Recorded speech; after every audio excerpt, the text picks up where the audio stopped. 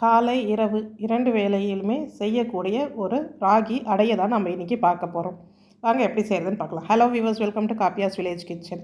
இப்போ நான் 2 கப் அளவுக்கு ராகி மாவு எடுத்துருக்கேன். ஒரு வானொலி வச்சு ஒரு மிதமான சூட்டில் லைட்டாக வறுத்து எடுத்துறேங்க. ரொம்ப நேரம் வறுக்கக்கூடாது, ஒரு 2 நிமிஷம் போல் வறுத்து எடுத்துட்டால் போதும். ஏன்னா அதிகமாக நம்ம கடையில் தான் மாவு வாங்குகிறோம். அதனால் வீட்லேயே நீங்கள் அரைச்சிங்கன்னா இது வறுக்கிறது கூட தேவையில்லை.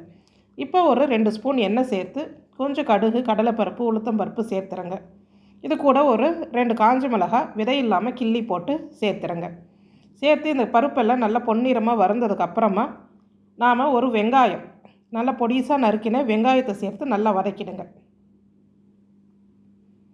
வெங்காயம் நல்லா வதங்கினதுக்கப்புறமா கடைசியாக கொஞ்சமாக இஞ்சி, துருவின இஞ்சி, கொஞ்சம் கருவேப்பிலை, கொஞ்சம் கொத்தமல்லி. ஸ்டவ் ஆஃப் பண்ணிவிட்டு இதை ஒரு நல்ல பிரட்டி எடுத்து வச்சிடலாம்.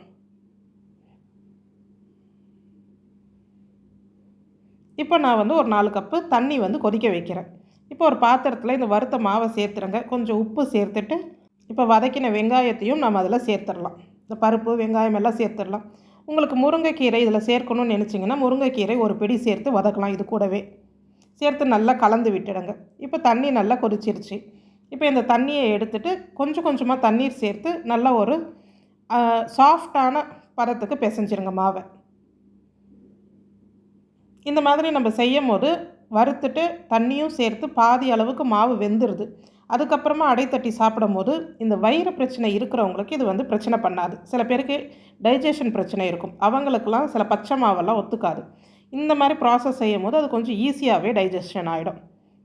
இப்போது ஒரு வாழை இலை இல்லைன்னா இந்த மாதிரி ஷீட்டு, அதில் கொஞ்சம் எண்ணெய் தடவிட்டு நம்ம மாவை எடுத்து தட்டலாம். கையில் தண்ணி நனைச்சிக்கணும், இல்லைன்னா எண்ணெய் தொட்டுக்கணும். அப்போ தான் ஒட்டாமல் வரும். இப்போ நம்ம தவா சூடு பண்ணி எண்ணெய் சேர்த்துறங்க. இந்த தட்டுனதும் ஒட்டாமல் வரும். நம்ம எடுத்து போட்டு ஒரு பக்கம் ஒரு நிமிஷம் போல் வேகணும், இன்னொரு பக்கம் ஒரு நிமிஷம் போல். கண்டிப்பாக இது வேகிறதுக்கு கொஞ்சம் டைம் கொடுத்து மிதமான சூட்டில் வச்சு வேக வைங்க. அப்போ தான் நல்லா இருக்கும். தேங்காய் சட்னி கூட ரொம்பவே நல்லாயிருக்கும். இல்லை புளிப்பு இல்லாத வெங்காய சட்னி அந்த மாதிரி சேர்த்து சாப்பிடும் போது நல்லா சுவையாக இருக்கும். செய்து பாருங்கள். உங்களுக்கு பிடிச்சிருந்தால் நம்ம சேனலையும் லைக் பண்ணுங்கள். நன்றி.